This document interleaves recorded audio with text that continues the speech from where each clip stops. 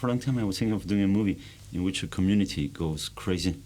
It could be inside a cult, it could be like a psychological drama just between a man and a woman. But I had all these other projects based on real stories or invented stories that you write on half a page, 1 page, probably come from the how much I enjoyed the Towering Inferno and the Poseidon Adventure as a kid. They used to call them the catastrophe movies. You had earthquake, like everything's fine, and then the world collapses. And probably the last big movie of that genre is Titanic. You know that most of them are going to die, but you know who, how, whatever. And that's why probably in this movie I ended up putting the epilogue scene with the girl in the snow at the very beginning, because you know there's going to be drama.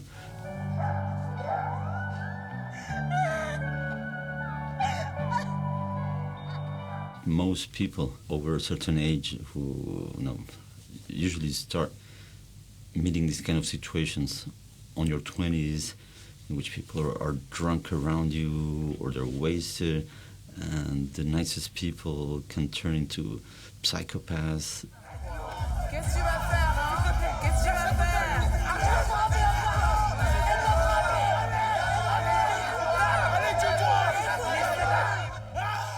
It's just when you feel cheated on chemicals or things like that, then you become so paranoid that even if there's not a big amount of substance in the drink that has you inspired, you can turn totally psychotic just because of the fear of going, that you get higher and higher against your will, or that you will be losing control. So the idea of losing control makes you lose control. I remember as a teenager when my parents moved to France, I was probably 14, and once every 3 months I was giving a party in my flat in the afternoon. Well, my parents said, okay, you can have a party. And I remember preparing sangria for all my friends, and most of them had never drunk wine or whatever, probably once a year, a bit of champagne for New Year's Eve, but then I would get them drunk on sangria, and then it was a great party. Of course, at 8 p.m. the party was over because they had to go back to their own houses, and I remember that sometimes the parents of my schoolmates would complain, our son or our daughter came back totally drunk, but it was fun.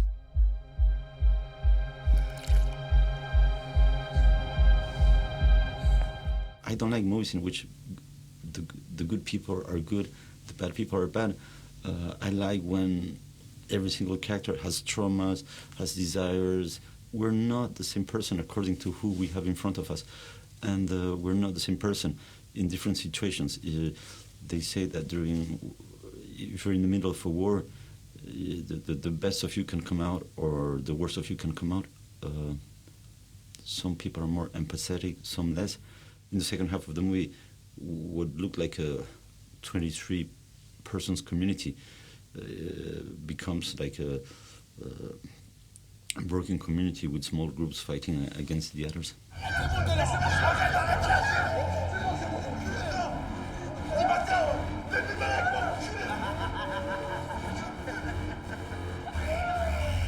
Everything was very much improvised, even the use of the French flag. And we took all these ideas of the very last second and made them bigger. I wanted to do a movie with the best dancers I could find in Paris. And initially I thought there would be more women than men. But among the best dancers that I met, most of them were men. And very few dancers, they kind of got scared by the project. But then when we started, I told every single dancer, okay, I know you're not an actor, I'm not going to give you any lines, you can come with your own ideas. If you want to do something, or say something, or kiss someone, or smash someone, just let me know. We'll try to negotiate it and with the other person, and let's all make this movie together.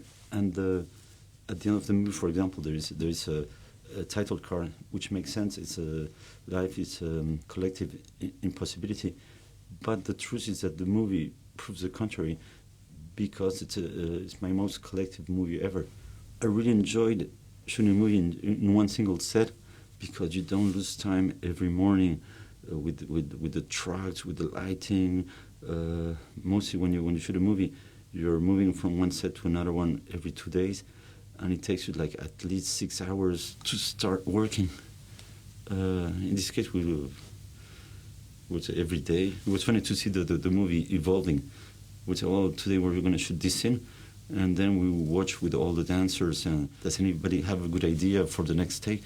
And everybody would bring his own ideas. Some were good, some were bad, and say, oh, let's do it again, and and at the end of the day, people were exhausted. It was like 1 a.m. Say, well, let's do one last take or 2 more takes, and then you're free to go back to the hotel and say, oh yeah, they were happy. And then after midnight, they were always giving their best, and mostly it's the last takes that we kept.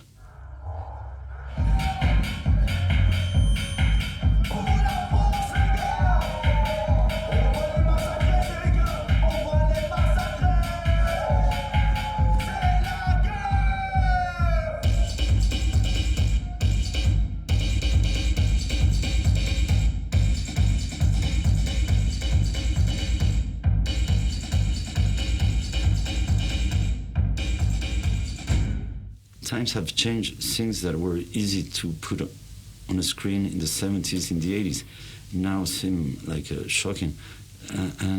For example, this movie got an R rating in the States. I never had an R rating. All my previous movies were unrated or NC-17 in the United States. And I say, how does it come that this one has a softer rating? And I say, oh, because you don't see any genitals. It's just, I grew up in a world in which I would buy Mayfair magazines, Playboy magazines, Louis magazines. I would watch all these erotic movies, and I wanted to grow up because I liked the magic triangle of these naked girls on magazines or on screen.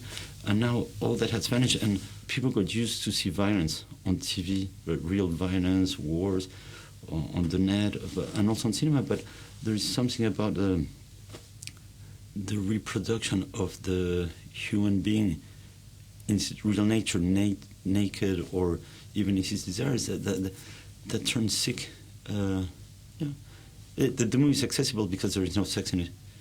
The movie is also accessible because you get attached to all these dancers because they're great acrobats. They're so skilled that you want to be part of them during the first half of the movie before it turns wrong. But when the second half of the movie starts, you already got attached to the whole group. I read an article written by your friend called Mario Gomarasca. He's an Italian film critic, and I hadn't read his review in Cannes. And he said, well, it's like someone who finally renovated the genre giallo, because many people are trying to redo a giallo now.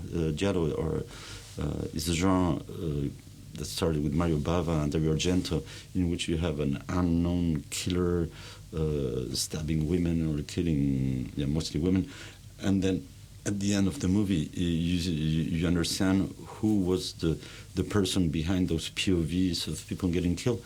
In this case, there is one person who spiked the sangria, and you end up discovering who's the person at the very end of the movie, and what the person has done is really evil, and at the same time the person is crazy. So it's very related to the giallo genre or to other horror movies from the 70s, 80s, like Shivers by Cronenberg.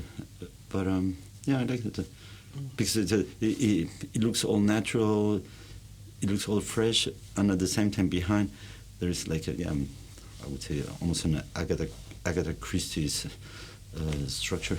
I really want to do what I love without being fucked up. And we interviewed all the dancers, telling them, remember, you're not yourself, you're a character who's living in the 90s, so don't talk about Beyoncé or cell phones or anything that came after 95.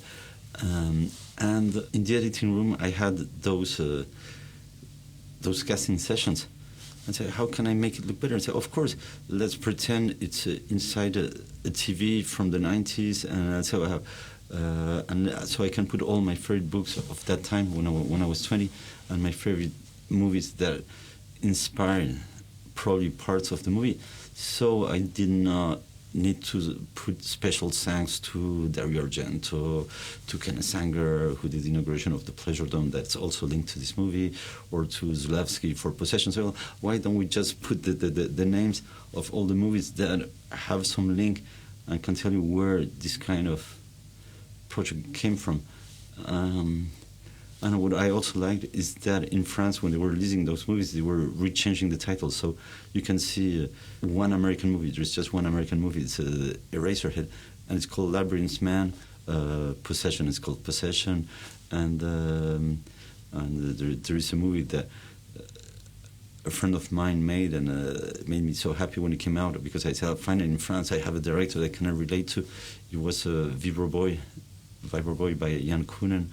And you see The Mother and the Whore, that was never released on VHS anywhere besides in England. So yeah, those are all the movies that I was watching when I was 20, 25 that have some kind of relationship with this project. If you couldn't dance, what would you do?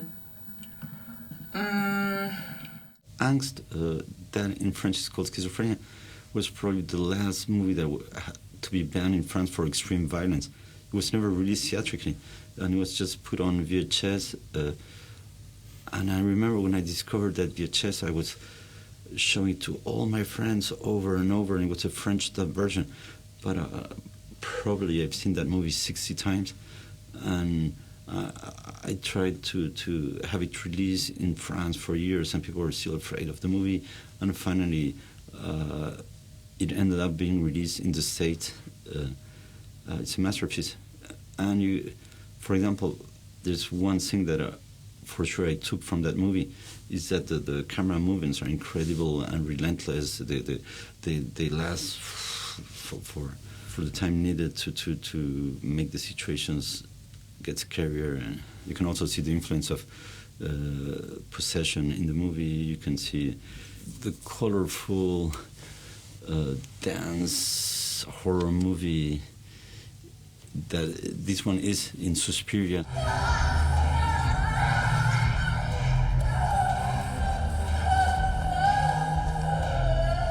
When you dance, you're expressing yourself, you're really enjoying life. You don't dance because you need to dance. That's why I think it's so pretty. You're expressing yourself in visual ways that are not always verbal. They can be verbal or not. I wish I could do one day a silent movie. Yeah, I can express myself making movies. My father is a painter. I'm not a good painter, so I cannot do it that way. But when you see dancers of this level, it's so pretty that it makes you love life. And I really wish, besides in other things, that this movie will push people to dance and do their best and find new movements that haven't been invented yet.